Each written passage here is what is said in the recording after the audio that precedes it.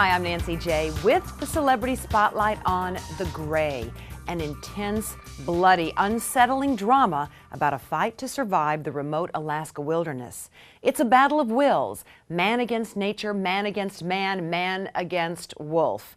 But where there's a will, there's Liam Neeson. A job at the end of the world. I work security, protecting men from the dangers they cannot see. There's not a second goes by when I'm not thinking of you in some way. Going home, guys. Let's keep it moving.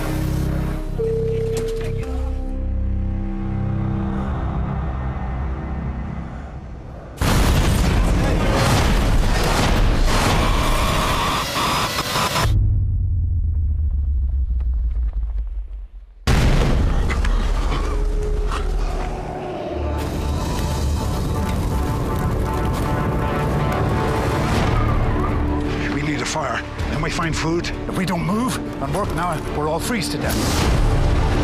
Somebody will find us. They gotta know that plane went off the radar. Nobody's gonna find us. Not here. We figure out what way is south and we start walking.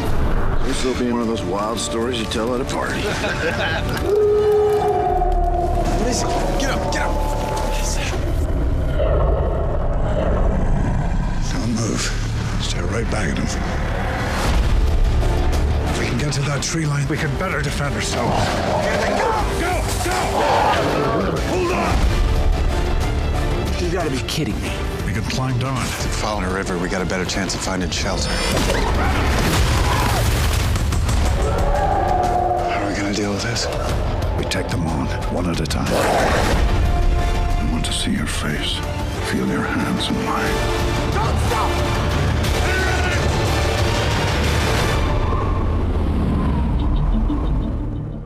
It's not a run-of-the-mill survival story. There's not a great deal of backstory. You have to sort of fill in the dots, you know? But isn't that true of life? I guess so, yeah. And these guys are just the flotsam and jetsam of society and, you know, maybe not such good people. But when you're in a situation that's an extreme situation like that, when you're trying to battle the elements, I think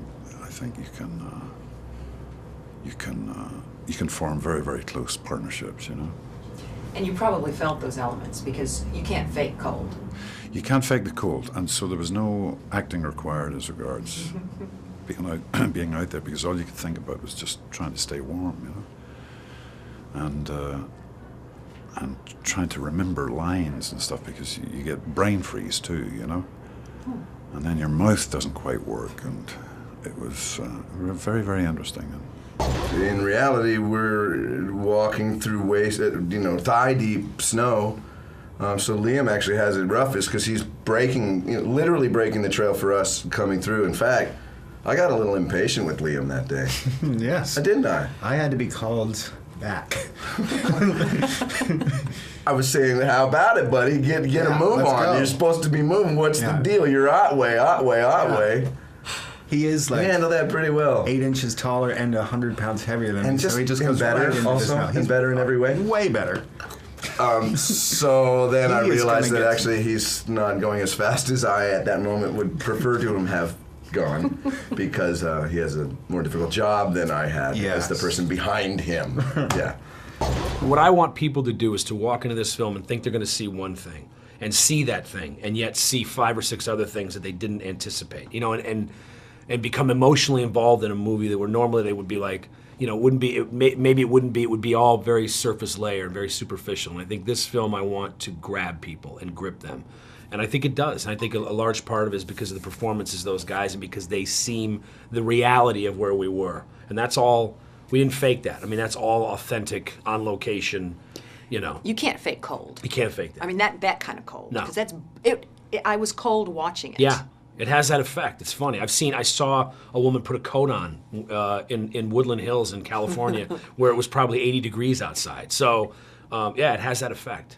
as dark as the film may be, I don't think it's so bleak that it's. I think there's great hope in that. I think there's great, you know. It's the bleak. I mean, there's a difference between bleak and dark. Yes. I mean, there really is. Yeah, absolutely. Yeah, it's dark. Yeah, it's dark without being bleak, and it's not. There's not a hopelessness. There's a sense of like.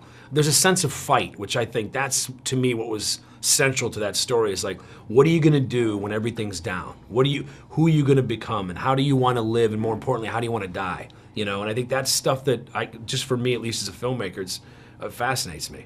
Be sure to catch The Gray in your real-time theater.